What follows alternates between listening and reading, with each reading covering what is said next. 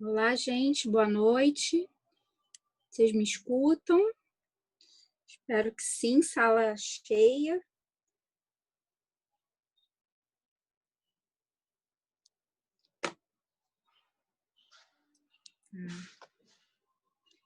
Já vi umas respostazinhas aqui no chat.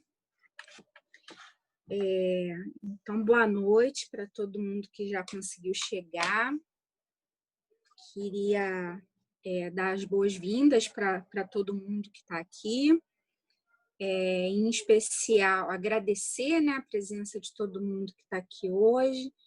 Em especial, dar boas-vindas para a nossa turma, né, de ingressantes 2020. Né? Estamos muito felizes de encontrar vocês. Podia ser pessoalmente para ver as carinhas, né? Mas, enfim, de qualquer forma, esse é o contato que é possível nesse momento. Também queria fazer uma saudação especial para a turma, né, que ingressou em 2019. Saudade de vocês. A gente já está vindo. Um abraço para os professores que conseguiram entrar aí também. Dizer que assim, é uma alegria muito grande fazer parte do PPG-SAM, né? E achei uma ideia fantástica a gente estar aqui hoje, né? PPG-SAM de portas abertas. E eu espero que seja um bom encontro para todos e para todas nós, né? Queria me apresentar antes de começar e falar um pouquinho com vocês. Eu sou Juliana Casemiro, né? Vou estar com vocês em 2 disciplinas. Eu estou com os alunos do PPG-SAM em 2 disciplinas.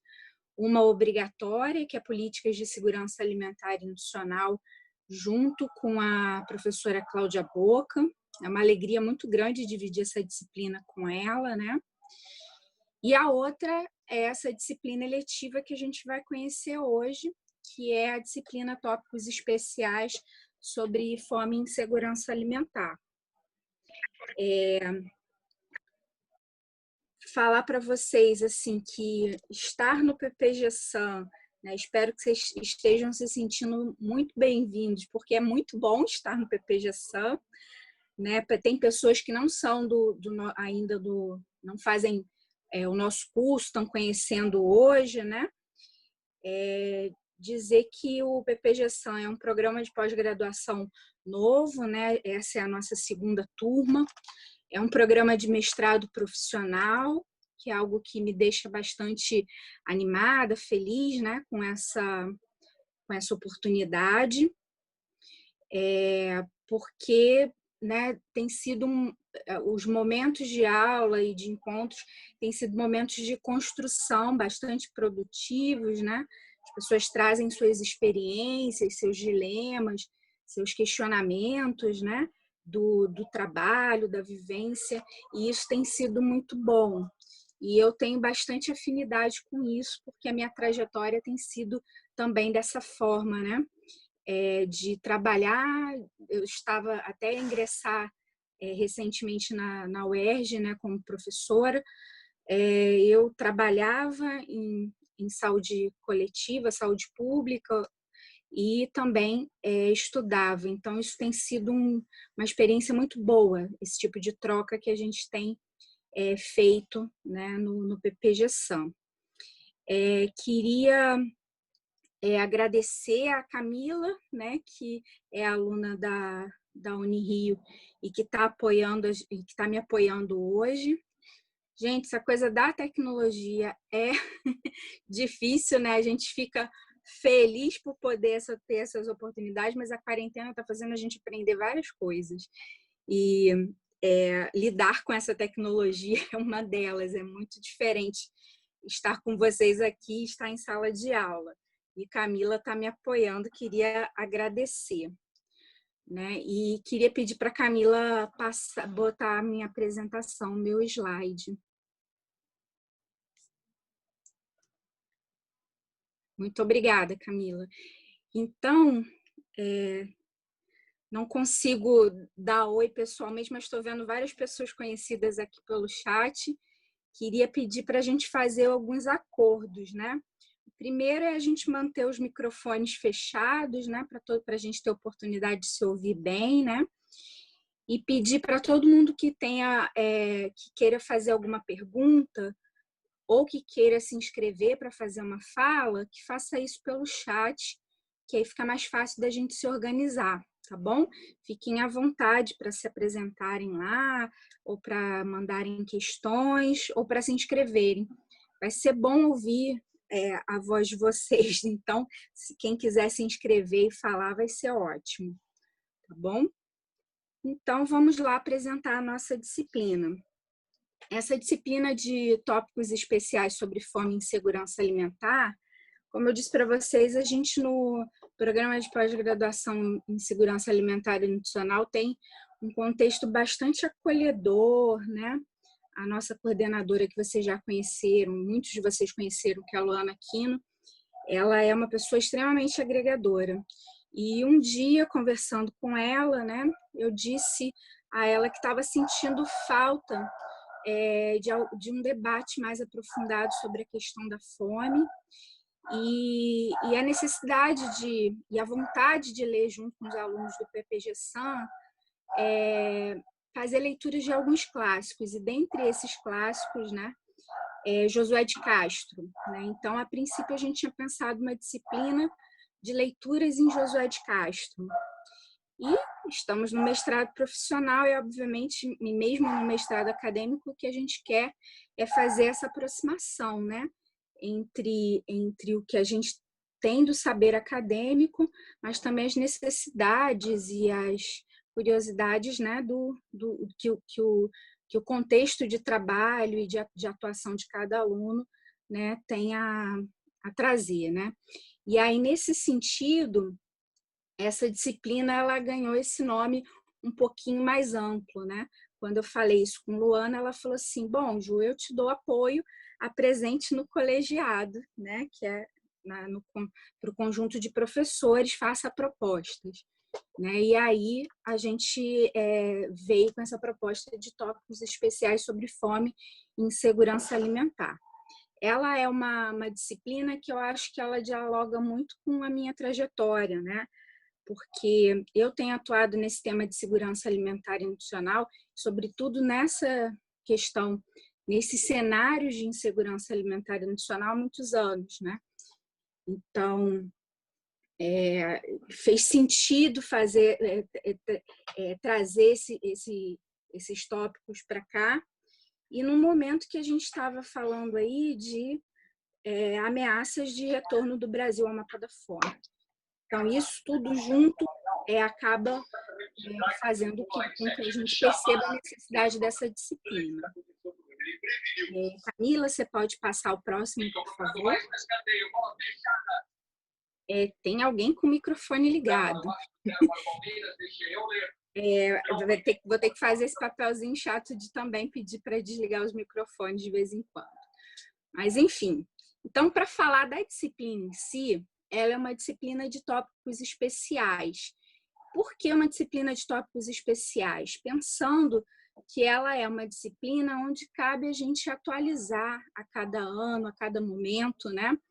Essa ideia de tópicos especiais tem a ver com acompanhar a conjuntura que a gente está vivendo e, a partir da ementa, né, entendendo quais são os assuntos que são mais necessários serem abordados ou abordagens diferentes sobre um mesmo tema.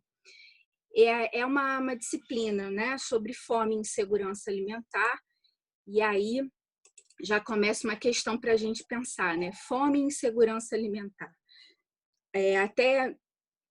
A gente, durante muito tempo, se a gente for olhar a história das políticas de alimentação e nutrição, né, e os debates feitos acerca dela, a gente usava muito o tema da fome como um tema mobilizador.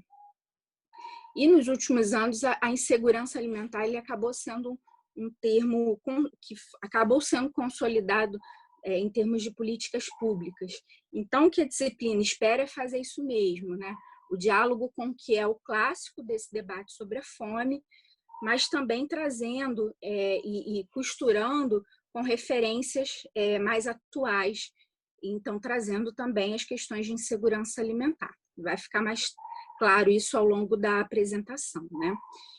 Então, essa disciplina, a ementa dela, né, inclui aspectos históricos e expressões contemporâneas da fome, da insegurança alimentar, influências da globalização no processo de produção e superação da fome, noções de desenvolvimento econômico e social e suas implicações para as ações de segurança alimentar e nutricional nos territórios, né? Então, a perspectiva da disciplina é fazer esse diálogo entre o local, entre os territórios e de atuação de cada aluno nosso, com os debates mais globais, né? E é uma disciplina que, então, ela é organizada através de leituras roteirizadas, né? E a avaliação é feita através de seminários. A gente teve uma baixa procura da disciplina, a primeira vez que ela foi oferecida, e a segunda também não foi uma procura tão grande, né? E aí faz pensar, por que será? Será que se saiu da moda falar sobre fome? Será que o título da disciplina ele não é tão convidativo? Né? Tem questões diversas que a gente poderia levantar sobre isso, né? Uma das questões que eu acho que é bem forte é pensar o seguinte: o tema da fome nos coloca diante de um tema que ele é importante, que é importante ser discutido de uma perspectiva política e social, né? Então existem implicações quando a gente escolhe esse lugar da fome para fazer os nossos debates. E isso é bom, isso não é ruim, isso é necessário. Na verdade, a gente pode falar sobre obesidade, doenças crônicas e diversas formas de malnutrição de uma forma menos contextualizada ou menos crítica. Pode, mas não deveria, né? Porque se a gente for pensar, todas as faces da malnutrição, elas têm a ver com questões que estão intimamente implicadas com como funciona essa nossa sociedade. E isso, para a gente, é essencial nesse campo de segurança alimentar e nutricional, ele está em pauta. Pode passar para mim, Camila. Então, não quis trazer como estava o cronograma no ano passado e nem como ele vai ficar agora, porque, como eu falei, a gente faz questão de que as costuras, né, sobre as temáticas, elas incorporem elementos da conjuntura e elementos que sejam mais atuais. Mas, de forma geral, uma perspectiva importante para a disciplina é que não existe a fome, né? Existem fomes, né? Então, o que isso quer dizer, né? Que, assim, uma perspectiva da fome é pensar não ter o alimento suficiente para garantir energia, saúde e reprodução da vida é fome, né? De um ponto de vista de uma dimensão biológica. Mas existem outras fomes, né? Se a gente for parar para pensar quais são as nossas formas de acessar uma alimentação adequada e saudável e o que a gente pensa e tem hoje como uma alimentação adequada e saudável. Então, o tema da fome ele tem conexão com os debates sobre aspectos culturais, ele tem conexão com os debates sobre sustentabilidade, forma de produzir esse alimento, né? E ele tem muita conexão com como é que a gente vai pensar a organização da sociedade para que a fome, né, e os diversos tipos de fome deixem de ser um problema no nosso cenário. A fome, ela de forma nenhuma pode ser discutida sem o seu contraponto, que é o da abundância, porque a gente vive numa sociedade desigual, né? Então, a perspectiva da abundância, ela acaba fazendo parte como um contraponto desse debate. E também as noções de globalização, perspectiva histórica, desenvolvimento, são questões que estão ligadas a esse debate. Pode passar, Camila.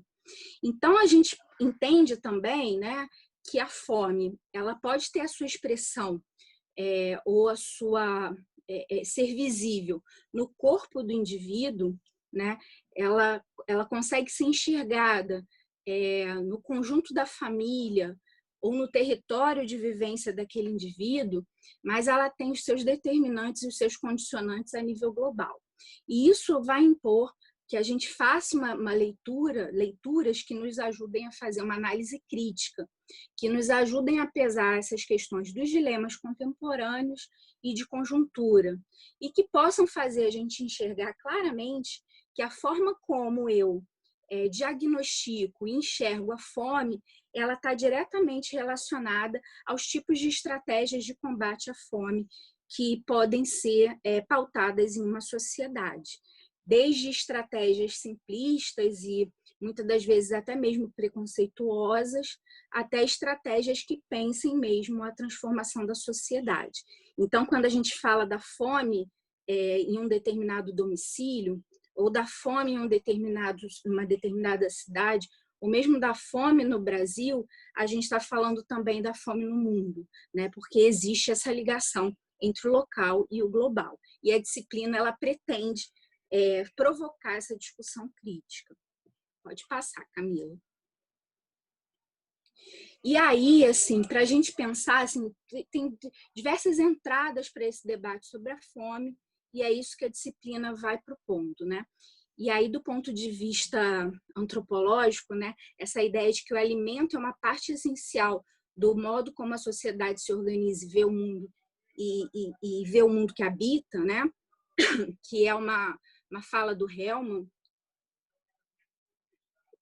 que dialoga com a perspectiva do Lévi-Strauss, né, de que não existe uma sociedade sem linguagem, sem a língua falada, assim como não existe uma sociedade sem expressão de formas de processamento dessa comida, né, do que se alimenta. Então, tem uma perspectiva cultural nisso, né, na questão do alimento e da comida. Pode passar, Camila.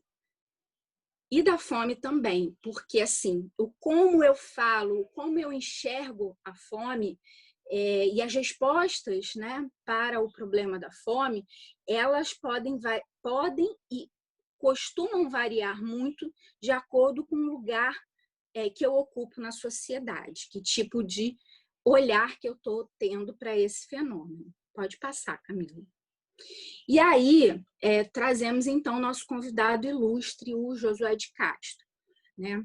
O José de Castro, importante a gente falar, né, que o Josué de Castro, a gente acaba ouvindo muitos fragmentos de Josué de Castro, mas poucos de nós, mesmo nós que estamos nesse campo da segurança alimentar e nutricional, estamos nos especializando, né, a cada dia nesse tema da segurança alimentar e nutricional, a gente lê pouco Josué de Castro. E aí, assim, pensando nessa nossa aula de hoje, eu lembrei muito de uma amiga minha, da Regina Oliveira, que foi presidente do Conselho Estadual de Segurança Alimentar e Nutricional, e uma colega nutricionista, eu trabalhei junto com ela na Prefeitura de Caxias, que um dia chegou na minha casa com um presente, um bolo de livro, não estão todos aqui, né, de José de Castro. E ela, né, a Regina, é uma ativista, uma pessoa que eu admiro muito desse campo da segurança alimentar e nutricional, e ela me chegou com esse presente, e eu falei, que responsabilidade, né? Porque eu já estava, já tinha ingressado na carreira acadêmica, já estava dando aula na UERJ, e eu pensei assim, quantas vezes a gente leu Josué de Castro na universidade, né? Muito poucas, né? E, assim, conhecer Josué de Castro é um elemento essencial para fazer essa caminhada que eu estava conversando com vocês, essa caminhada de reconhecer as dimensões da fome, né? E aí, a gente sempre começa a disciplina, né? Enfim, comecei da outra vez e começaríamos agora fazendo uma leitura de trechos de um dos livros de Josué de Castro, que é conhecido quase como uma autobiografia, né? Que é O Homens e Caranguejos. Eu vou ler um pedacinho aqui para vocês, para a gente entender e introduzir o tema. Nas terras pobres e famintas do Nordeste brasileiro, onde nasci, é hábito servir-se um pedacinho de carne seca com um prato bem cheio de farofa. O suficiente de carne, quase um nada, para dar gosto e cheiro a toda uma montanha de farofa feita de farinha de mandioca, escaldada com sal. Foi talvez por força deste velho hábito da minha terra que resolvi servir ao leitor deste livro muita farofa com pouca carne. Sentindo que a história que vou contar é uma história magra, seca, com pouca carne de romance, resolvi servi-la com uma introdução explicativa, que engordasse um pouco o livro e pudesse, talvez, enganar a fome do leitor, a sua insaciável fome de romance. Foi, no fundo, uma espécie de sublimação deste complexo de um povo inteiro de famintos, sempre preocupado em esconder, ou pelo menos em disfarçar, a sua fome eterna, que acabei fazendo uma copiosa introdução a este magro romance que tem como personagem central o drama da fome. Então, o Josué de Castro foi um grande intelectual, médico, sociólogo, geógrafo brasileiro, né, um dos fundadores da FAO, da Organização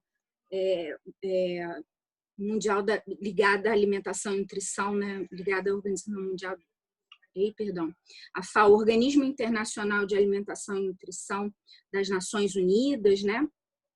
Foi um de seus criadores. Ele uma pessoa, uma personalidade que é reconhecido no mundo inteiro, né, a sua trajetória, e pouco lido no Brasil. A gente ainda lê pouco Josué de Castro, né? E ele escreve esse livro, um dos romances que ele escreve. E aí ele vai fazer a introdução desse livro, trazendo, né, na verdade, o grande tema da sua vida, que foi a fome. E a gente diz que ele é um livro autobiográfico e que vale a pena fazer a leitura.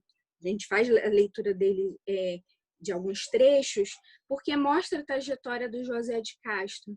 E ele fala exatamente disso que eu falei no início da disciplina. Falar sobre fome, dizer qual é a nossa visão sobre esse tema, é dizer de onde a gente fala. E ele sempre faz questão de fazer essa interlocução entre a sua história de vida, né, e a sua descoberta da fome. Toda a sua bibliografia vai nesse caminho, né?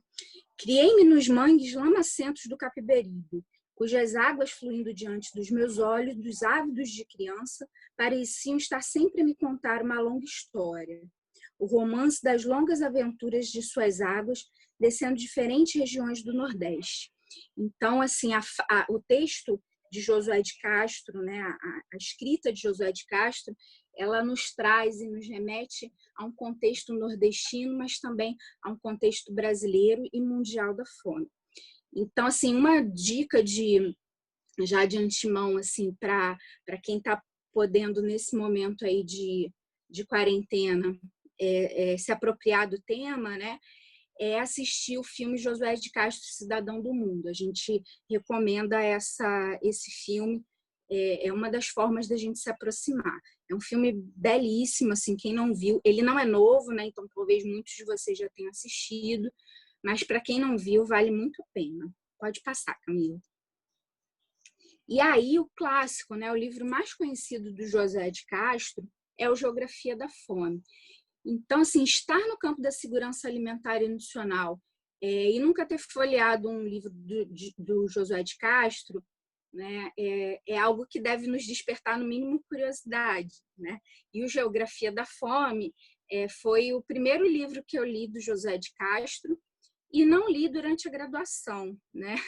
Eu li assim que me formei. Fui trabalhar num programa de segurança alimentar e nutricional, que ali um pouquinho antes da criação do Fome Zero, né? Eu trabalhava na Baixada Fluminense, na Secretaria Estadual de Saúde, e ele me foi muito útil, né? Porque, Juliana, mas você foi trabalhar na Baixada e foi a primeira vez que você viu a fome de perto? Não, de jeito nenhum, mas foi a primeira vez que eu, recém-formada, entendi que eu, como nutricionista, teria que conviver e ter respostas técnicas e respostas éticas para as questões relacionadas à fome. E quando isso bate na porta da gente, acredito que muitos dos que estão ouvindo agora, principalmente quem trabalha, né, na ponta, na atenção básica, ou na assistência social, deve ter sentido isso, né? O como a gente pode ter encontrado a fome várias vezes, mas as primeiras vezes em que a gente encontra com esse dilema da fome na atuação profissional da gente, a sensação de impotência ela bate tão forte, né? E a gente às vezes precisa retornar e lembrar, né? Onde é que eu estou mesmo? Qual é o meu papel nessa situação? E nem sempre é fácil, né? E o Geografia da Fome, ele é um dos textos mais conhecidos e traduzidos e lidos do Josué de Castro, né? A gente está falando de um texto, de um livro que ele traz diversos elementos para a gente pensar sobre a fome. A disciplina ela é assim, a gente lê muito em sala de aula e vai trazendo trechinhos. Aqui hoje eu estou lendo sozinha, porque vocês não tiveram a oportunidade de ler antes os textos, mas geralmente a gente vai revezando, né? Eu vou destacando uns pedacinhos dos textos e vocês vão destacando outros, né? Queria então destacar um pedacinho de Geografia da Fome. A fome no Brasil, que perdura, apesar dos enormes progressos alcançados em vários setores de nossas atividades, é consequência, antes de tudo, do seu passado histórico, com os grupos humanos sempre em luta e quase nunca em harmonia com os quadros naturais. Luta, em certos casos, provocada por culpa, portanto, da agressividade do meio, que iniciou abertamente as hostilidades, mas quase sempre por inabilidade do elemento colonizador, e indiferente a tudo que não significasse vantagem direta e imediata para os seus planos de aventura mercantil. Aventura desdobrada em ciclos sucessivos de economia destrutiva ou pelo menos desequilibrante da saúde econômica da nação. O do pau-brasil, da cana-de-açúcar, o da caça ao índio, o da mineração, o da lavoura nômade, o do café, o da extração de borracha e, finalmente, o de certo tipo de industrialização artificial, baseada no ficcionismo das barreiras alfandegárias e do regime de inflação. É sempre o mesmo espírito aventureiro se insinuando, impulsionando, mas logo a seguir correspondendo aos processos de criação da riqueza no país, né?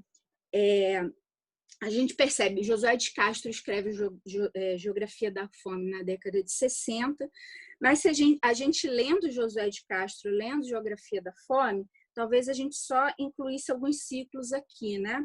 Depois de todos esses ciclos aqui, o que a gente tem hoje, né? Pensando em termos de produção de alimentos no Brasil, o que tem sido a nefasta organização da nossa agricultura, que continua sendo a grande agricultura, o agronegócio, produz algo que não é comida, que não vem parar no nosso prato, né? Produz commodities, né? Produz valores que vão ser comercializados em bolsa de valores, né? Que não vão parar no prato do brasileiro, e trazem para esse nosso sistema alimentar o peso da contaminação por agrotóxicos e outros insumos dessa grande agricultura e o risco de tecnologias ainda muito duvidosas para a nossa saúde, como é o caso dos transgênicos, da biofortificação e outros entre esses, né? Pode passar, Camille. Josué de Castro teve seus contemporâneos, né? Então, eu trouxe 2 quadros aí do Portinari, a gente observa a beleza, né, dos quadros do Portinari, as leituras de Graciliano Ramos, né, e outros autores brasileiros que retrataram a fome, e até um tempo atrás a gente poderia falar disso como uma página quase virada, né? A gente quase chegou a acreditar que realmente isso ia ficar num lugar folclórico, né, da nossa história. Mas, infelizmente, né, a questão da fome ela volta a ser algo que a gente precisa debater e abordar, que, aliás, não deveria ter saído de cena em momento algum, porque, na verdade, o que a gente vai ver é que ainda tem muito a discutir sobre o tema. Pode passar, por favor, Camila. Dentre esses diálogos com as fomes, né, eu destaco duas nutricionistas que eu acho que ajudam a gente a pensar muito sobre isso, né, sobre esse tema da fome, né. Muitas das vezes o nutricionista acaba sendo visto em alguns espaços como aquele profissional autoritário, prescritivo, muito em função da origem, né, da nossa profissão, que é pautada muito na perspectiva biomédica, né? Mas a gente não é só isso, né? O nutricionista também tem tem outras funções. Falo isso fazendo uma ressalva que a gente não tem só nutricionista, esse curso não é um curso para nutricionistas, né? Então, a gente tem aí profissionais de diversas áreas, mas trazendo esse diálogo como um diálogo importante, principalmente para mim, como eu falei para vocês, um pouco dessa disciplina tem costuras com a minha trajetória profissional, né? Então, esse diálogo das fomes com a questão do aspecto cultural e simbólico da alimentação e com a perspectiva histórica e nutricional. Então, para isso eu trouxe, e a gente lê na disciplina, partes do livro da Maria do Carmo Soares de Freitas, né? E da Euronildes Lima. Pode passar, Camila. Eu vou ler rapidinho alguns trechos. A experiência de viver com fome. As carnes tremem.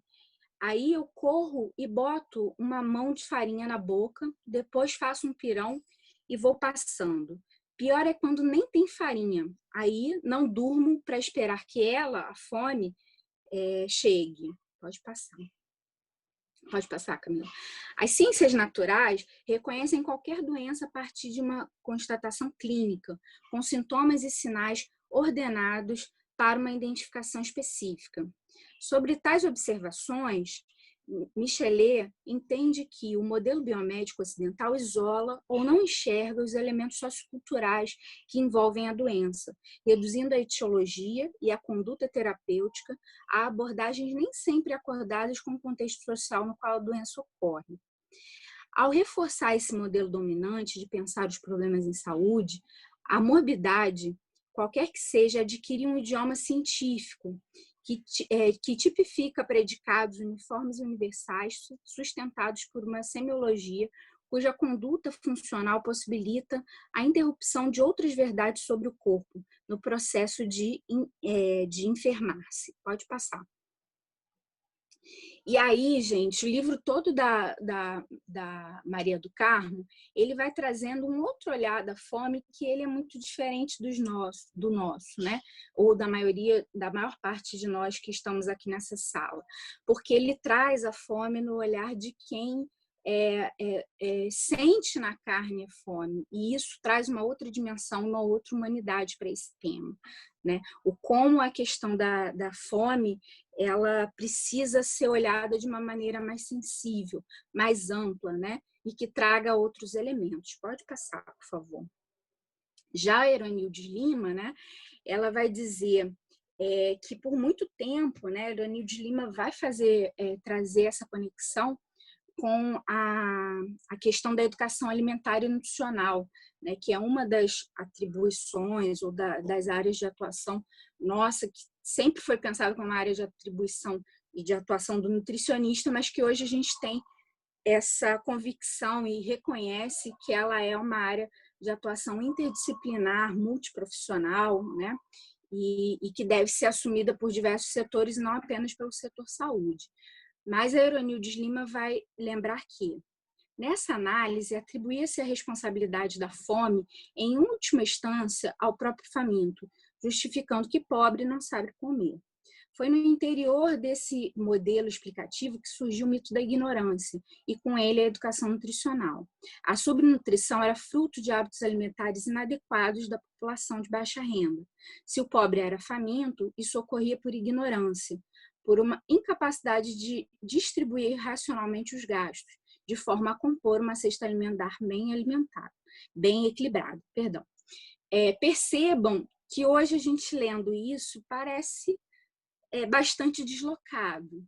Agora, percebam também o quanto essas visões mais restritas sobre o que é fazer educação alimentar e nutricional e sobre de quem é a responsabilidade sobre a fome, essa tendência a culpabilizar o indivíduo, como isso parecia também uma página virada e como isso também cabe, muitas das vezes, em algumas leituras que estão sendo feitas e refeitas atualmente a partir de desmontes de políticas públicas e de iniciativas governamentais. Então, isso acende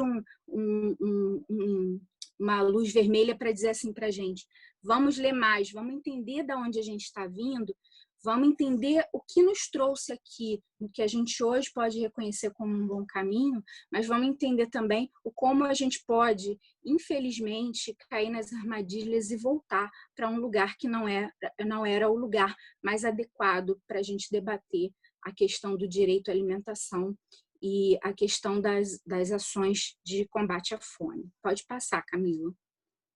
E aí a Heronildes Lima vai citar, né, o Flávio Valente, que é uma das nossas principais referências em direito à alimentação, que ele vai justamente fazer esse debate do surgimento de uma educação nutricional crítica, né, cujo objetivo central deveria ser o fortalecimento das forças sociais capazes de combater as causas básicas da fome. A gente percebe, então, desde a década de 80, esse deslocamento, né, entre esse olhar culpabilizador do indivíduo, né, que sofre com a fome, né, para olhar para essa questão mais global, né, quais são os determinantes e os condicionantes da fome que se expressam nessa sociedade. Esse foi o movimento que a gente fez e caminhou em termos de pensar as implicações políticas da fome. Pode passar, por favor. E aí, gente, chegamos então no momento da disciplina. Eu estou tentando fazer um caminho com vocês que a gente faz, obviamente, na disciplina, ele de uma forma muito mais lenta, né, obviamente, e trazendo as amarrações com a conjuntura mais atual. Mas, de novo, para a gente entender qual é esse lugar da atualidade do José de Castro. Obviamente, eu não vou ler Geografia da Fome, Geopolítica da Fome, e achar que o que ele descreveu na década de 60 é igualzinho o que a gente tem hoje. Ainda bem, avançamos em muita coisa. Mas é impressionante a atualidade do texto do José de Castro. E aí, sobre a luta contra a fome, no livro Geopolítica da Fome, o que ele vai dizer? Com a apreciação do mapa mundial da fome e com a análise dos fatores que condicionam a sua distribuição regional, tarefas levadas a feito na segunda parte desse livro, ficou demonstrado de maneira patente que a fome coletiva é um fenômeno de categoria social, provocado via de regra pelo aproveitamento inadequado das possibilidades e recursos naturais, ou pela má distribuição dos bens de consumo obtidos. Diante da evidência dos fatos apresentados, já não é possível admitir-se a fome um fenômeno natural, uma vez que ela é condicionada muito mais por fatores da natureza econômica do que pelos de natureza geográfica. A verdade, difícil a ser ocultada, é que o mundo dispõe de recursos suficientes para permitir o uso de tipos adequados de alimentação por parte de todas as coletividades.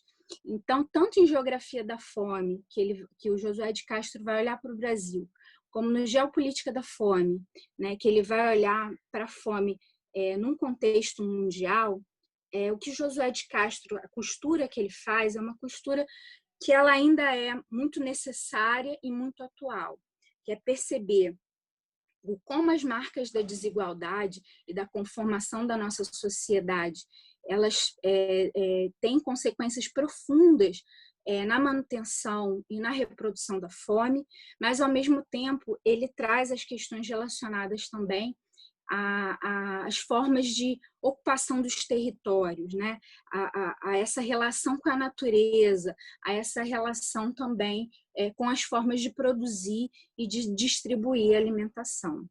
A gente, na disciplina, então, a partir desse debate que vai começando mais a nível local, com a introdução de outras leituras que vão olhar a nível internacional, como, por exemplo, o Mercado da Fome, e esse livro do Ziegler, né, que é Destruição em Massa, Geopolítica da Fome, que ele faz uma referência e uma homenagem ao Josué de Castro, né, a gente vai atualizando e costurando, entendendo a questão da fome a nível mundial e como, né, a gente precisa, na verdade, reconhecer o que a Susan George reconhece, que a fome ela não é um flagelo, ela é um escândalo, né? Se a gente for olhar de perto as formas de produzir, de reproduzir a fome, ela é um escândalo, né? Então, essa questão de que ela é construída e que há e que existem escolhas que são feitas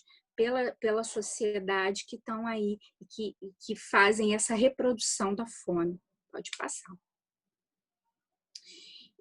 Na disciplina, então, como eu falei, a gente faz uma atualização, então, um diálogo desses textos clássicos, né, sobretudo do José de Castro, né, com referências mais recentes, então, com referências produzidas nacionalmente. E aí queria destacar, para quem tem interesse nesse tema, também aí, dever de casa na quarentena, a nossa coordenadora Luana Aquino falou que eu podia deixar vários deveres de casa aqui. Brincadeira, gente, mas para quem tem seus projetos de alguma forma ligados a esse tema, os informes que têm sido produzidos pela FIAM Brasil, né, que é uma organização de direitos humanos, eles são muito apropriados para essa leitura, atualização do contexto brasileiro sobre essa questão da volta do Brasil ao mapa da fome. O Brasil já voltou? Não oficialmente, porque esses dados ainda não saíram, né? Mas a verdade é que a gente tem muitos motivos para acreditar que a gente está, que o Brasil já retornou e que os dados vão revelar isso. Então, duas publicações que eu sugiro, que eu acho muito importantes, né? Uma foi esse informe que saiu ano passado, né, sobre direito humano à alimentação, autoritarismo, negação de direitos e fome, né? E o outro é o da democracia ao golpe, né, que foi produzido um pouquinho antes, foi produzido em 2016, né, ele foi publicado, mas são duas referências importantes que ajudam a gente a ir percebendo como o desmonte de políticas públicas nos fez chegar até aqui, nessa situação que a gente está, né? Ele, de alguma forma, os dados que a gente tem a nível nacional, eles dialogam com os dados da SOF, né, dos relatórios que são produzidos pela FAO sobre condições de segurança alimentar e nutricional no mundo. Então, de forma geral, a gente está vendo que a questão da fome ela nunca deixou de ser uma pauta importante, né, em diversas partes do mundo, e que a gente está precisando olhar novamente e ter bastante atenção, né, que a gente teve algumas décadas de avanço, de tomada de decisão importante, mas que quando a gente não atua tão diretamente nas causas, nas raízes do que causa a fome, ela consegue voltar de uma forma muito, muito rápida e muito cruel, né? Como eu falei, não só a fome, né? E aí tem outras questões relacionadas à alimentação e nutrição que fazem parte desse debate mais atualizado sobre segurança alimentar e nutricional. Então, uma menção que a gente faz e que traz também para costurar esses debates é o debate que a gente viu sendo feito recentemente sobre a questão da sindemia global, que é esse fenômeno que a gente tem observado da coexistência entre obesidade, de nutrição, carências nutricionais e as mudanças climáticas. O como é essencial que a gente faça esse diálogo que já vinha sendo proposto por José de Castro e outros pensadores. O como a gente pensa, o que tipo de desenvolvimento a gente precisa para ter uma sociedade que consiga ter uma boa relação com o meio ambiente, com as formas de produzir e distribuir alimentos, e que isso crie satisfação das necessidades alimentares, emancipação do povo, né? E não que ele seja um reprodutor, de um lado de riqueza para poucos e do outro reprodutor da fome, né? Então, faço um destaque também aí, por último, né, aos dados da pesquisa de orçamento familiar, né, a gente já teve a divulgação dos dados relacionados à renda e também à questão da avaliação de consumo alimentar, mas a gente ainda não teve os dados, não foram divulgados ainda os dados da IBIA, né, da Escala Brasileira de Insegurança Alimentar. Esses dados já foram coletados, são dados de 2017 e 2018, e que eles estão para ser divulgados. Já tem um atraso muito grande nessa divulgação, mas eles vão ser dados que, com certeza, a gente agora, retomando a disciplina, a gente vai precisar se debruçar sobre eles, né? E fazendo essa relação com os dados sobre consumo alimentar e também sobre renda, né? Os dados da POF 2017-2018, que foram divulgados no finalzinho do ano passado, eles já revelam já a questão do aumento das desigualdades, da desigualdade de renda, sobretudo, né? Pode passar, Camila, por favor. Pode passar o próximo.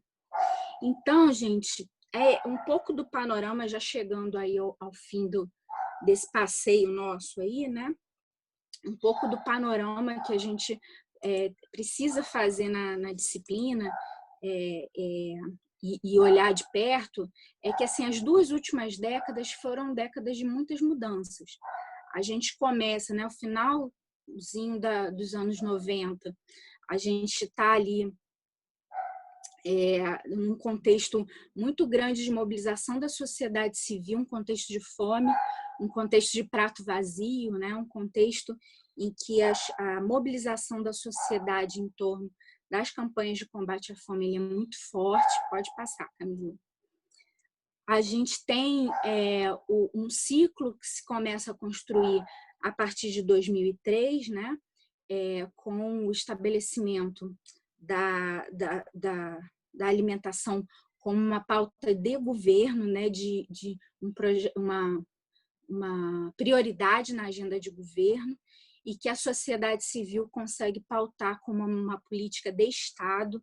Então, a gente tem a construção de uma política de segurança alimentar e nutricional. O que muda isso, né? O que a gente espera que isso tenha consequências práticas. Se é uma pauta de governo, eu posso mudar, assim que eu mudo o gestor eleito, né? Mas se ela é uma política de Estado, ela coloca a gente nesse lugar que a gente está agora, né? De querer que esse prato continue cheio através da efetivação de políticas públicas. A gente não pode, nesse momento agora, como especialistas nesse campo, esmorecer. A gente tem que continuar pautando a questão do direito à alimentação e de uma alimentação que seja adequada e saudável. Pode passar, Camila. A gente nem tudo nem tudo foram flores nesse contexto. Então, apesar da gente ter tido melhora nessas 2 décadas em relação ao acesso à alimentação, muito relacionado ao acesso à renda, né, a gente teve também, começa a discutir e perceber que a gente precisa olhar de perto o sistema, quais são os impactos de um sistema alimentar hegemônico, né, dominante, que ele é pautado nas grandes corporações, né, e na produção de novo, né, já falei, dos commodities, né, de valores que são comercializados nas bolsas de valores e não de comida, né? E que tem aí a questão dos impactos ambientais e dos impactos à saúde, da grande utilização de agrotóxicos, de transgênicos e de outras tecnologias que são, no mínimo, duvidosas, né? Para não destacar a questão dos danos que elas trazem à saúde. E isso fez a gente discutir que outros sistemas alimentares e outras formas de combater a fome, eles são possíveis, eles já existem e eles têm se fortalecido, né? E aí a gente está falando das estratégias da agroecologia, do fortalecimento da agricultura familiar e camponesa, né? E do fortalecimento do que a gente chama de circuitos curtos de comercialização, então de aproximar quem produz daquelas pessoas que vão consumir, né? Então a gente está falando aí de pensar sistemas alimentares mais sustentáveis, equitativos e saudáveis. Mais um caminho. E aí, por fim, a gente está nesse contexto agora, essa interrogação, né? Isso aí, como dado de 2017, né, alguns dados a partir da primeira de dados da divulgação da PNAD, né, da Pesquisa Nacional de Amostra por Domicílio, demonstrando quanto um contexto pós-golpe, né, que trouxe aí à tona crise política, crise econômica, né, crise civilizatória, inclusive, como é que esse contexto ele impacta na questão do acesso à alimentação, né? O desmonte de políticas públicas, o congelamento de gastos sociais, né? Isso tem impactos diretamente na nossa estrutura alimentar. E aí é o que o Chico Menezes vai chamar a atenção, né? O Francisco Menezes, pesquisador do IBASE, da ActionAid, e atua no Fórum Brasileiro de Soberania e Segurança Alimentar, que ele vai destacar que o caso brasileiro, o problema mais sério que nós temos é a desigualdade. Não é um problema de insuficiência na oferta de alimentos, mas de uma camada importante da população que não tem acesso à terra ou apoio para produzir, e outra que está nas cidades e que não tem renda para ter acesso à garantia aos alimentos, né?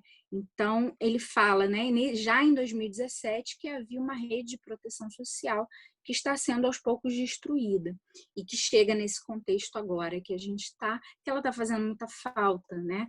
Então, assim, acho que um tema importante para a gente debater existe uma narrativa que foi que foi a pandemia, que foi o Covid que trouxe a fome.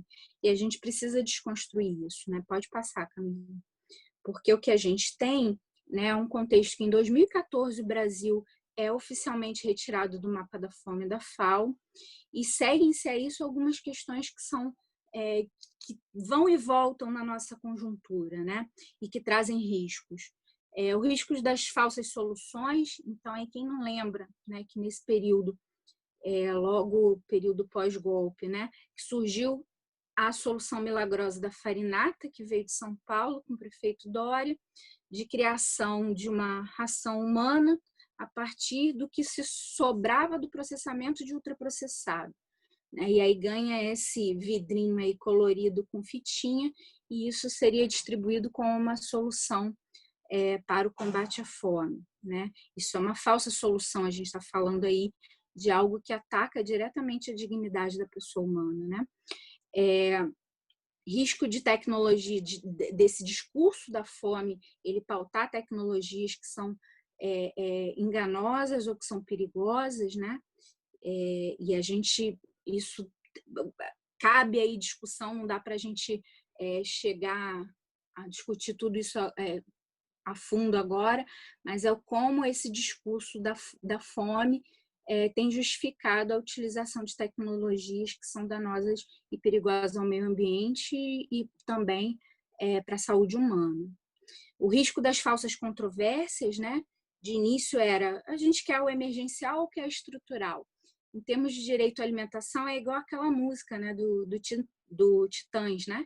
A gente quer inteiro e não pela metade. A gente precisa do emergencial, a gente tem visto aí o quanto tem feito falta. Tem um CAD único, um cadastro único de políticas sociais, né, atualizado, e um programa de transferência de renda que esteja atualizado e aberto para receber as famílias em vulnerabilidade social, mas a gente quer também o estrutural, a gente também quer que as ações de produção, distribuição de alimentos sejam pensadas, a questão do abastecimento, a questão do trabalho, da renda, todas essas questões elas fazem parte desse debate, não dá para a gente recortar esse tema. Ou, né, a controvérsia agora, dentre as falsas controvérsias, essa que a gente está vendo bastante agora em tempos de Covid, né? Será que a gente precisa escolher entre vida, saúde e economia? E que dúvida, né? O que a gente salva primeiro, a vida de uma pessoa ou a economia, né? Isso é uma controvérsia realmente? São caminhos a serem escolhidos? Como é que é essa questão? E de que forma a gente está podendo fazer parte desse debate, né? E o risco do imobilismo, né? Nesse momento que a gente está agora, com a gente percebendo tantas dificuldades para a implantação de ações como o auxílio emergencial, né? Ou a distribuição dos recursos do Programa Nacional de Alimentação de forma emergencial e durante a pandemia para as crianças que não estão frequentando as salas de aula, né? São temas que a gente tem visto os movimentos sociais pautarem. O Fórum Brasileiro de Soberania e Segurança Alimentar tem feito alguns debates sobre isso, né? Então, é um tema importante para a gente acompanhar, né? E o programa de aquisição de alimentos, né? Que também está sendo uma pauta bastante incorporada pelos movimentos sociais, né? Como é que a gente pensa o fortalecimento dessa conexão entre quem produz comida de verdade, entre o pequeno agricultor e quem está precisando. E aí uma coisa importante para a gente pensar é que vida após tudo isso que a gente está vivendo, né? É um tema que coloca para a gente muitos debates, muitas questões. Mas, pode passar, Camila.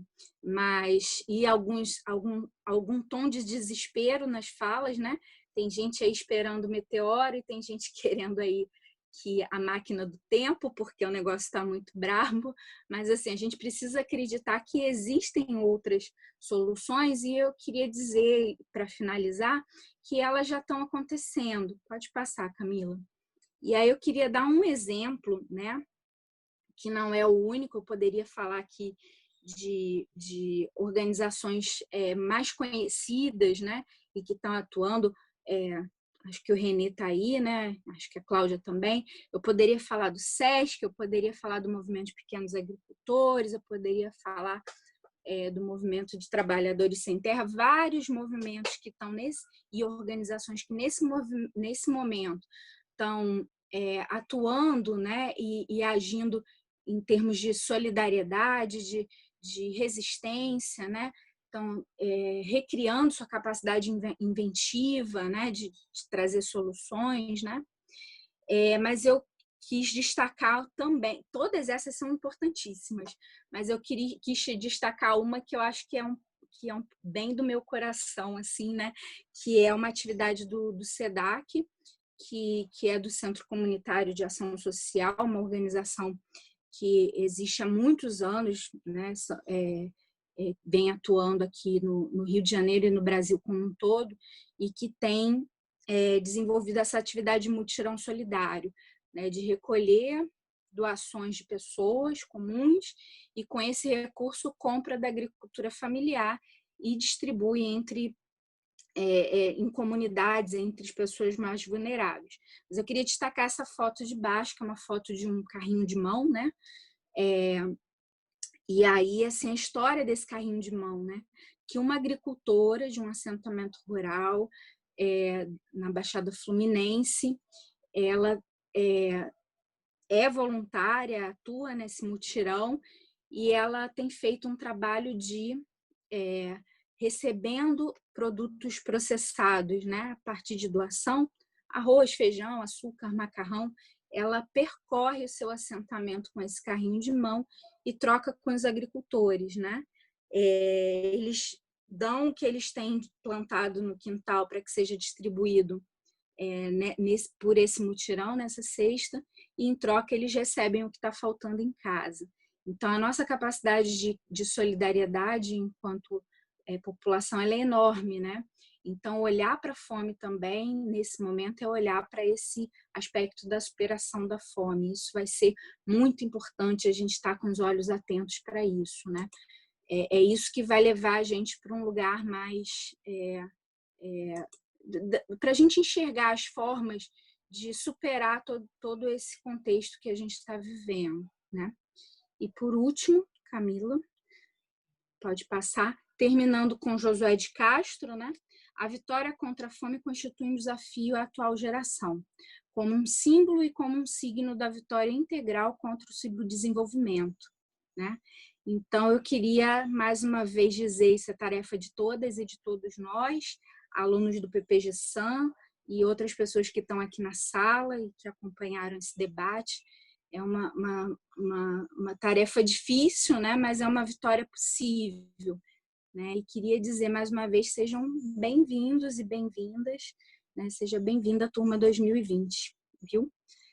E era isso. Queria abrir agora para considerações, debates e inscrições.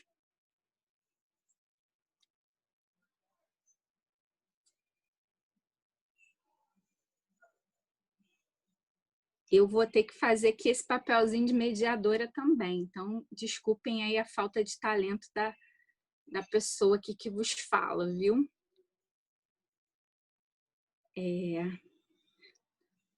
Obrigada, Aline, né? O pessoal que está aí comentando.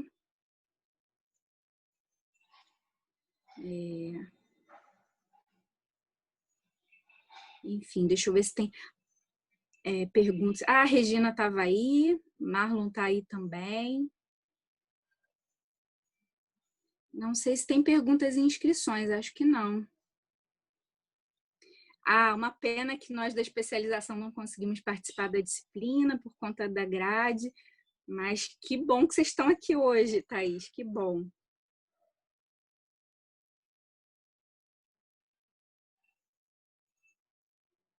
Olha só, muitas mensagens bonitas, gente.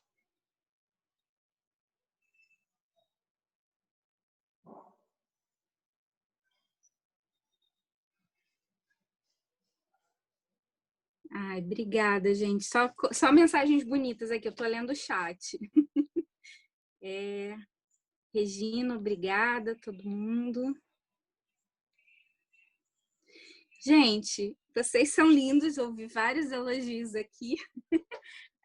Li todos eles rapidinho aqui. Bom, Juliana tá aí, Amábela.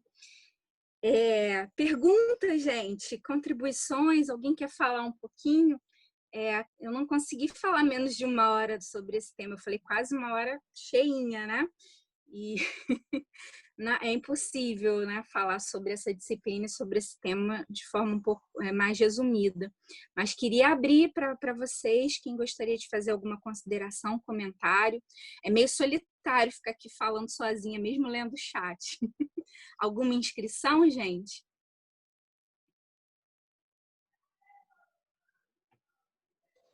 Oi, Ju, tudo bom? É só Xará aqui. Olá, Ju. Tudo bem? Bom, enquanto ninguém se inscreve, eu vou aproveitar para falar, para agradecer você, Ju. Aprendi muito. Foi muito bom te ouvir. Não tinha ainda tido esse prazer de te ouvir falando, né? Então é sempre bom estar aqui também como aluna nessa posição. Enquanto o pessoal está tomando coragem aí para falar, Ju, eu fiquei comovida quando você falou, não quero falar sozinha. Eu falei, então deixa eu falar um pouquinho.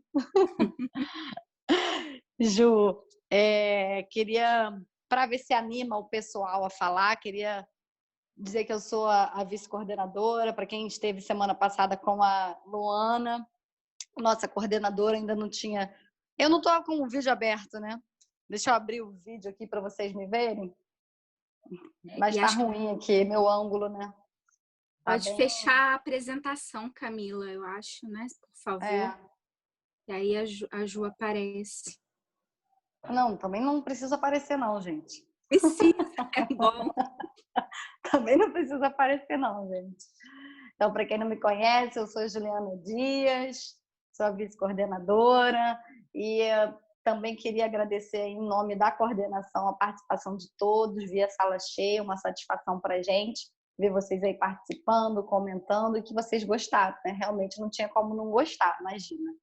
E aproveitando aí a fala de coordenação, né, que estou até quarta-feira, enquanto o aluno não está, que a gente na coordenação acaba tendo mais contato com vocês, principalmente com as dúvidas. Então, eu queria esclarecer aqui 2 pontos, né? Já que esse é um momento de aproximação, eu vi aí no chat que algumas pessoas colocaram, poxa, não tem essa disciplina na pós, então, mas tem no mestrado. Então, entendendo que essa aproximação talvez seja um desejo de conhecer mais o programa, eu gostaria de fazer 2 destaques, né? Um destaque de que nós, na modalidade profissional, diferente do acadêmico, né? Que o acadêmico tem aquele olhar muito para docência, no profissional, o que a gente tenta fazer? Pegar essas problemáticas de quem está à frente, quem está lá como nutricionista, independe da área, seja onde você estiver, que você traga, né, para o mestrado profissional essa sua questão. Às vezes nem é um problema, às vezes a limitação, uma forma de fazer, de ampliar, que a gente aqui com o olhar científico da academia pode somar forças para levar essa solução para o seu trabalho através de produto, não só publicação, né? A gente aqui tem um leque de possibilidades ótimas. E lembrar também, a segunda coisa que eu queria falar, que o mestrado profissional vem sendo cada vez mais valorizado, mais reconhecido como uma forma de fortalecer as profissões, né? Lembrando que a gente aqui não tem só nutricionista. Então, para quem se interessou, gostou do tema, que eu vi aí os comentários, já vai se aproximando da gente também, né? Entra lá no site do PPG-SAM, já dá uma olhada no currículo lá dos professores, a Juliana, já vai lá se aproximando, entra em contato, parcerias, que às vezes é a temática que a Juliana trabalha, conversa muito com o que vocês fazem, e já pode ir já pensando num futuro próximo, tá aqui junto com a gente também, aí uma fala para quem está aí de fora, né? Mas eu quero agradecer a todos que estão aqui, sejam os que estão vindo pela primeira vez, sejam os que já vieram semana passada, e eu falo muito, era só porque a Juliana estava se sentindo sozinha, eu vim fazer parceria, vim fazer uma companhia para me chamar. Obrigada, tá, gente? Obrigada mesmo. Obrigada, Ju. Obrigada, Juliana. Obrigada mesmo. A gente tem a inscrição da Camila Lynch. Que bom ouvir Camila. E tem uma pergunta da Flávia e uma da Fernanda. E eu acho que seria bom ouvir vocês, viu? Não tem muita gente inscrita. Flávia, Fernanda, vocês querem falar também? Colocar a pergunta de vocês aqui? Eu vou fazer o seguinte, vou dar uma de professora agora mesmo. Eu vou passar para a Camila, enquanto a Flávia e a Fernanda pensam em, elas fizeram 2 perguntas importantes aqui no chat, e depois elas querem falar aqui com vocês. Pode ser? Vou abrir então para você, Camila, enquanto Oi, tá Flávia e Fernanda tomam coragem. Sim, estamos ouvindo, Camila. Ai, é muito bom estar aqui ouvindo você mais uma vez. Sou um chat mesmo. Mas Tatá já colocou aqui no grupo, né, que o pessoal da especialização não consegue acompanhar essa disciplina, mas é muito bom compartilhar esses momentos. Sempre que vocês puderem, divulguem esses vídeos para a gente participar um pouquinho.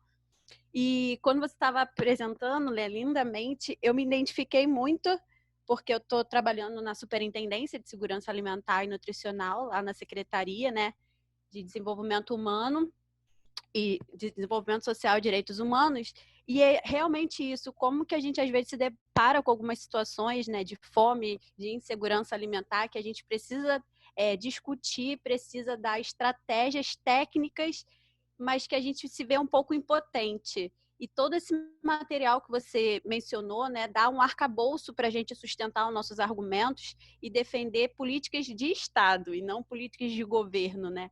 para manterem os equipamentos, manterem as ações de segurança alimentar, enquanto isso é importante. E eu só queria compartilhar com vocês também, que foi uma informação do Marlon mesmo, foi sobre uma série que está sendo disponível na Amazon Prime, que é sobre a história da alimentação no Brasil. É uma série muito legal, muito instigante, que cada capítulo trata de um alimento específico e traz toda a sua história, contextualização. É bem legal. Vou deixar depois o link aqui para todo mundo acessar. Era só esse compartilhamento mesmo. Saudade. Muito bom te ouvir, Camila. Queria saber se o pessoal aí tomou coragem, Flavinha e a Fernanda. Marlon também escreveu. Não? Então vamos lá, eu vou ler as perguntas então. A Flávia, né, fez uma pergunta fácil. Eu quero perguntar como combater a fome nesses tempos de Covid. Ouvi um risinho, foi você, Flávia? Você quer completar a pergunta? Eu não estava conseguindo gravar o microfone, consegui. Boa noite. Foi uma delícia te ouvir novamente, né? Que ano passado a gente teve a oportunidade de discutir um pouco, né, sobre o Josué, a importância dele, né? E infelizmente o quão ainda esse tema ele nos é indigesto, né? Eu acho que em tempos de pandemia ele está mais indigesto ainda, porque a barba fica visível com mais frequência do que normalmente, com muitas aspas aí, né? Infelizmente, a fome ela faz parte, né, desse modelo econômico que a gente vive, e eu sempre fico angustiada de tentar entender como que a gente consegue combater isso se ela faz parte de um instrumento desse modelo social capitalista que a gente vive, apesar de ter instituições de segurança, a FAO, as instituições municipais, estatais, mas a gente sabe que a fome ela está aí, né? Assim, numericamente são números gigantescos. A gente minimamente a sensação que eu tenho é que a gente enxuga gelo, né? Então, assim, é mais um desabafo aí e tentar compreender como que nesse momento as organizações mesmo combater a fome estão conseguindo com os instrumentos surtados, porque esse governo, esse desgoverno, né, ele fez vários cortes no início do seu governo. E como que vocês estão conseguindo trabalhar em relação a isso? Porque atualmente eu só vejo campanhas de realmente solidariedade, né? Eu acho que eu já tinha até comentado contigo que muitas escolas que estão fazendo o repasse das merendas para as crianças, as filhas dessas crianças, elas não estão conseguindo atender 100% regiado, né? Então, assim, quais são as estratégias, quais são os instrumentos que estão sendo utilizados para minimizar a fome, porque combatê-la é um grande desafio. É isso, obrigada. Um beijo. Beijo, Flávia. E quem mais? Acho que a Fernanda que queria falar também. Quer falar, Fernanda? Ou quer que eu leia a pergunta aqui? Peraí, deixa eu achar de novo. A Fernanda vai falar? Ai, que bom. Posso falar? Então fale, Fernanda. Não, é que eu tô aqui no meio do fogo cruzado com a minha filha pequenininha, eu vou tentar falar sem ser interrompida. Boa noite. Primeiro, muito obrigada, Juliana, foi muito bom te ouvir. Eu terminei o doutorado agora recentemente na ENSP, na Fiocruz, e eu estudei os sentidos da fome no debate político brasileiro.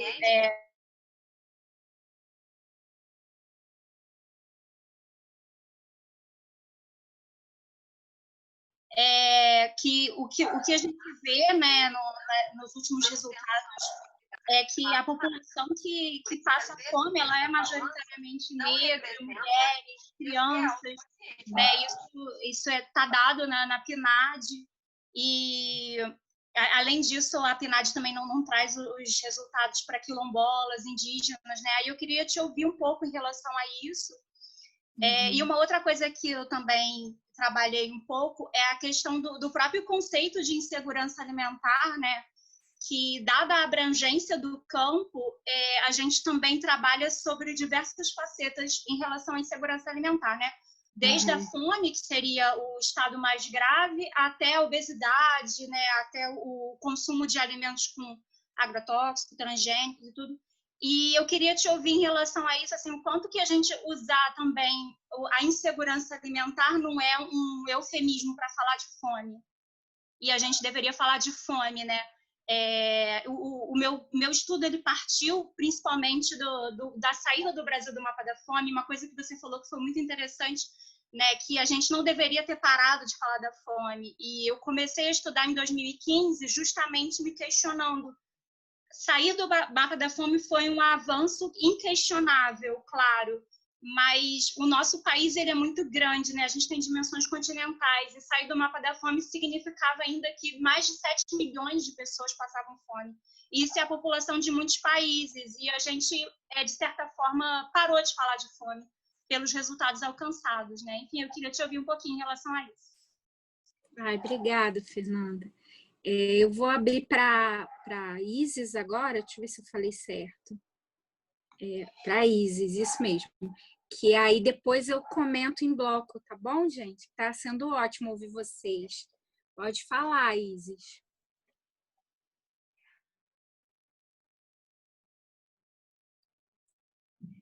Oi. Tem que ligar seu microfone. A gente não tá te ouvindo. Olá.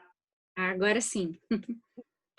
Olá, boa noite a todos. Agradeço aí. Gostaria de participar dessa disciplina como ouvinte, mas a distância física acho que só é AD. Eu sou da Bahia, eu sou nutricionista, responsável técnica pelo PNAE, numa escola da Rede Federal, os IFES, né? Institutos Federais. Aqui tem um campus Vitória da Conquista. E eu sou também estudante do mestrado, de um mestrado profissional aqui, o Prof-EPT, né, que é da Educação Profissional Tecnológica. E aí, meu objeto de estudo também é a fome. E eu pretendo mobilizar, né, transformar o refeitório de alguma forma, não sei como ainda, estou no início, numa arena política, né, trabalhar essa dimensão política com os alunos do ensino médio integrado, né, que seriam filhos da classe trabalhadora que ganharam, né, essa dimensão, além da dimensão da técnica, a dimensão também intelectual, né? Então, levar esse conhecimento, além do tácito, para essa camada da população, né, eu acho bastante interessante para ascender, né, a população pela educação, e uma educação crítica, emancipatória. E aí eu queria transformar o refeitório nessa arena política e queria trabalhar Josué de Castro com esses alunos. E aí agora a pandemia dificultou um pouco, né, que a gente faria sessões de cinema, e agora eu já fico preocupada em como eu vou viabilizar esse meu estudo, né, devido à pandemia, que a gente faria no auditório, né, várias apresentações, né, de filmes, de documentários de Josué de Castro. E aí eu queria dicas, né, de, assim como docentes, quem tiver alguma dica para que eu trabalhe, né, com esses alunos. E aí também saudar aí Maria do Carmo Freitas, que foi minha professora, né, assim, uma sumidade sensível, uma nutricionista sensível, né, que trabalhou num bairro periférico em Salvador, na UFBA, onde eu estudei. E aí é muito linda a história dela nesse bairro, uma história mesmo de vida. Então, quem puder e tiver a oportunidade de ler também Agonia da Fome, eu recomendo, sempre me emociono. Então, agradeço a você, parabéns, amei a apresentação. Obrigada, Isis. Obrigada. Nossa, que lindo. Deixa eu fazer um comentário, então acho que não tem ninguém inscrito agora, imediatamente, né? Queria comentar que foram falas, todas elas me emocionaram muito. né? Que bom que a gente está aqui conseguindo estar perto, né? Eu acho que a Camila, ela chama atenção, acho que tem a ver com esse lugar que ela está hoje, que é um lugar, como a gente, enquanto profissional, né, tem esse lugar de resistência. Acho que não só ela, várias pessoas que estão aqui devem ter tido esse sentimento hoje, mas estar numa Superintendência de Segurança Alimentar e Nutricional é um lugar de resistência hoje, né? E o quanto a gente teve nessa trajetória da construção da política de SAM, essa intenção de construir uma política de Estado, né? Que a gente não dependesse da vontade e das trocas de governo. E a gente fez o que pôde. Eu falo a gente, aí estou falando de um grande número de pessoas que foram ativistas e que são ativistas e militantes da ação. Mas aí vem a questão, emendando com a questão da Flávia, né? Mas a gente tem que pensar que a gente tem atrelado ou em conjunto com essa discussão das políticas públicas, uma discussão de modelo de sociedade, de modelo econômico, né? Então, como é que a gente lida com isso? A primeira forma de lidar com isso, que eu compreendo, é a gente fazendo essa leitura de forma muito crítica, né? A gente sair da superficialidade. Quem não é técnico e não é especialista nessa área pode até ter uma visão mais superficial. A gente que está nesse campo da segurança alimentar e nutricional precisa ir a fundo nessas discussões, né? E na raiz desse debate. Eu acho que é o primeiro elemento, né? A Flávia foi bastante modesta aqui, né? Quando ela pergunta o que fazer nesses momentos de Covid, porque a Flávia faz parte ela é militante do movimento de pequenos agricultores, né? E com certeza tem muitas ações de solidariedade sendo desenvolvidas e que a gente está já vivenciando. Mas eu entendo que ela fala que isso não é suficiente, né? Não é suficiente a gente ter essas ações de solidariedade. Conversava com um amigo meu, colega de trabalho, o Leonardo Ribas, né? Que trabalhou com o Dom Mauro Morelli durante muito tempo. O Leonardo é advogado e a gente trabalhou juntos lá em Caxias, né? E ele me falou assim, Ju, tá me parecendo essas atividades que a gente está propondo tão anos 90, né? E aí eu ri e falei assim, bom, mas a gente voltou, né, atrás, a gente retrocedeu, a gente andou para trás. Então, muitas das atividades que a gente esperava não fazer mais, não ter que retomar, elas estão sendo retomadas como estratégias mesmo até de sobrevivência, né? Só que a gente não volta da mesma forma. E aí é isso que eu queria falar sobre essa ideia da Flávia de enxugar gelo. Às vezes a gente tem essa sensação, mas eu acho que a gente tem que sempre lembrar que a gente não está voltando da mesma forma. A gente que eu digo é a gente que atua no campo da segurança alimentar e nutricional. Porque a gente viu que tem caminhos que são promissores, caminhos que podem ser mais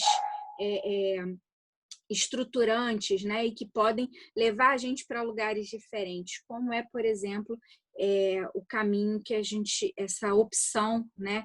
Pela agroecologia, pelo fortalecimento da agricultura familiar, pelo fortalecimento dos circuitos curtos, né? Reconhecer que não é o agronegócio que está alimentando as pessoas, né? Não é isso que está fazendo chegar a comida na nossa mesa, né? Que tem aí, a gente tem visto crescer as experiências, por um lado essas experiências de solidariedade, mas por outro também de quem está consumindo, né? As experiências de compra de cestas, né? De aproximação também dessas estratégias de agricultura familiar. E eu acho que isso é super importante, né? Então, assim, e aí fazendo uma conexão com essa discussão sobre a importância que algumas políticas públicas têm nesse momento, como o Programa Nacional de Alimentação Escolar. O Programa Nacional de Alimentação Escolar ele é uma conquista muito importante. Ele tem um desenho, enquanto política pública, muito pautado nas visões, nas dimensões da segurança alimentar e nutricional, né? E nesse momento que a gente está agora, é um momento de defender o programa, né, sua continuidade nos moldes, né, que ele foi pactuado pela lei, né, 11.047, mas para além disso, né, então garantindo a questão da compra dos 30% da agricultura familiar, garantindo a presença de alimentos básicos, de estratégias de educação alimentar e nutricional, tudo isso, sobrevivência desse programa, mas ao mesmo tempo entendendo que ele tem um papel importantíssimo nesse momento de pandemia. E aí eu queria sugerir, de novo, que quem tem interesse nesse tema acompanhe os debates que o Fórum Brasileiro de Soberania e Segurança Alimentar e Nutricional está fazendo sobre o PNAE, né? Importantíssimo. Fernanda, eu fiquei com muita vontade de ler o seu trabalho, vou procurar depois, Fernanda. E acho um debate que eu tenho feito muito com uma colega que foi professora da Flávia, né? A Leile Teixeira, que é do Serviço Social da UFRJ. Tenho conversado há muito tempo sobre isso com ela, né? Como a gente ter deixado de debater a fome em si, esse conceito, né? Como ele despolitizou alguns debates, né? Não estou dizendo que o tema ou as ferramentas ou o referencial teórico da insegurança alimentar ele também não seja um referencial importante para a gente, mas é fato que a fome mobiliza. A fome é um tema, usando aí agora o Paulo Freire, né? Ele é um tema mobilizador, né? Ele agrega as pessoas, ele traz um sentido político, né? Então é importante que a gente continue a falar sobre isso, né? Tem algumas discussões, assim, a utilização da escala de insegurança alimentar, não no Brasil, mas fora do Brasil, né? Porque ela não é uma exclusividade nossa, né? Mas em alguns lugares a questão da fome, esse termo insegurança alimentar, ele acabou sendo utilizado justamente para isso, para esconder o tema da fome, né? E aí, assim, quando a gente vê, você levantou bem, né? Dados que não entram, né? A questão da diversidade dos negros, das mulheres, das crianças quilombolas, indígenas. Se a gente olhar os documentos que foram produzidos sobre monitoramento de segurança alimentar e nutricional, eu tenho uma aluna que acabou de defender uma monografia agora na Fiocruz, né? Ela é aluna da especialização em saúde pública da Fiocruz, a Amanda, que ela fez uma leitura crítica dos documentos de monitoramento e avaliação de SAM que estão disponibilizados no site da Kaizen e do Conceia. E a gente pode ver que isso foi uma marca, uma batalha que o campo da segurança alimentar e nutricional vem sustentando há muitos anos, né? Que é necessário que a desagregação desses dados para entender para entender as diversidades e para dar visibilidade aos mais vulneráveis, né? Então, acho que é uma batalha, não acho que é uma batalha perdida, é uma batalha em andamento, porque se a gente olhar o acúmulo que a gente tem e olhar isso numa perspectiva histórica, né? Esse tema ele tem sido pautado com bastante frequência. Era pautado pelo Conceia, isso a gente acabou não falando aqui, mas, enfim, acredito que a maior parte de vocês saiba que o Conceia Nacional foi extinto logo no início do governo Bolsonaro, mas é preciso entender que existe um movimento de segurança alimentar e nutricional vivo, atuante, mobilizado, que inclusive está construindo uma conferência popular de SAM para assim que for possível. A conferência seria em agosto, não foi por conta da pandemia, mas ela vai acontecer, né? E a Isis, nossa, que delícia ouvir você lá da Bahia e que bom, né? Poder trocar experiência com você, né? Eu realmente, todos os textos, tudo que a Maria do Carmo produz, né? Me emociona muito, né? Eu tento acompanhar e ler muito, mas esse livro, Agonia da Fome, eu acho que ele é um livro essencial, né? Ele é um livro muito importante para essa caminhada que a gente está fazendo agora.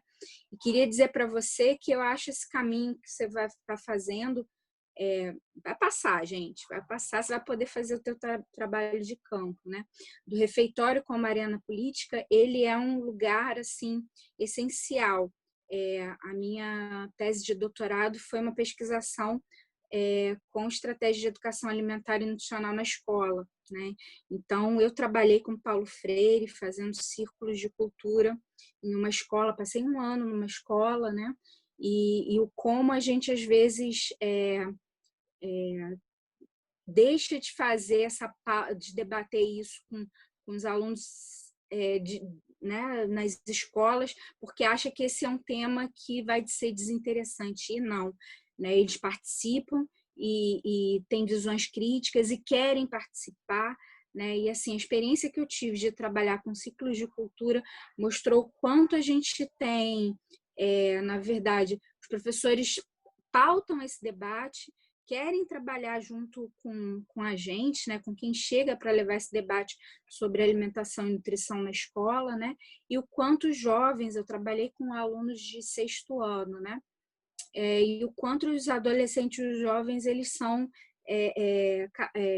interessados nesse tema, se mobilizam, né, então eu acho que é essencial, e trabalhar desde uma perspectiva do direito à alimentação, que eu acho que é isso que a gente, às vezes, a gente vai para a escola e fala sobre alimentação saudável, né?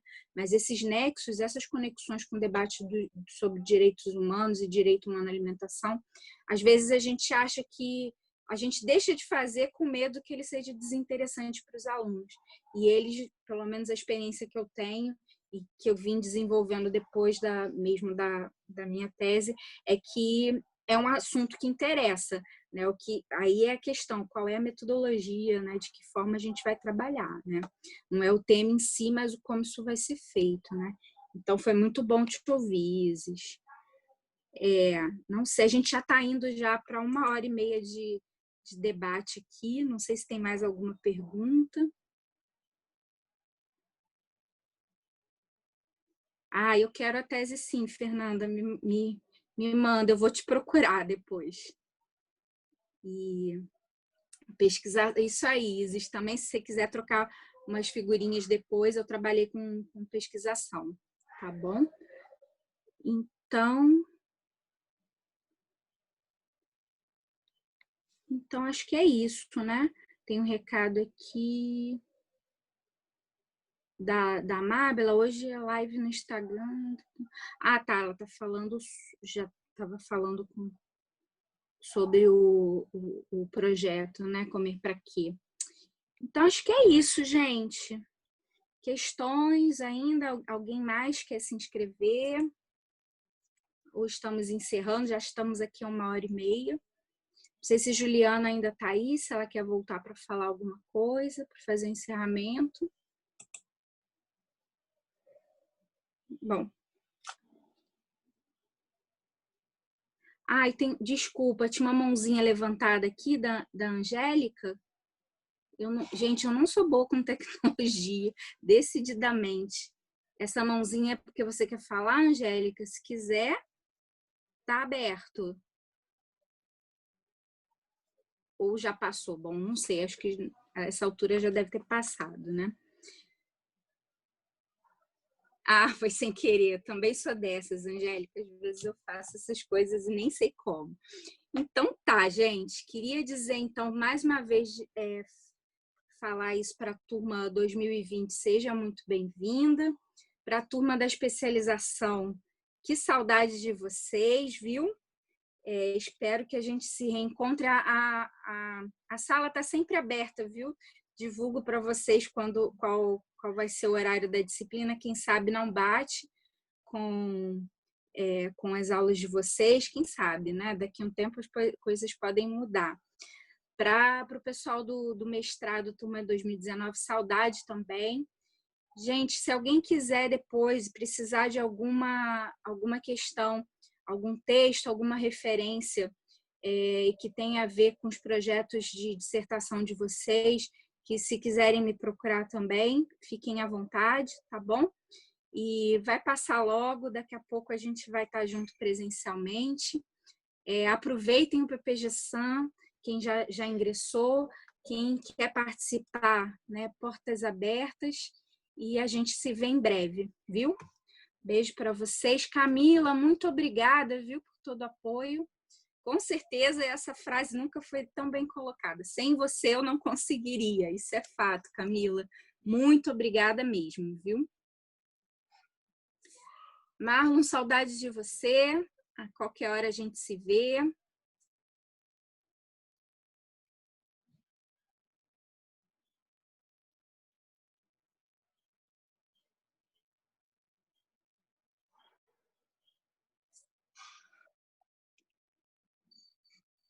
Então é isso, gente. Boa noite.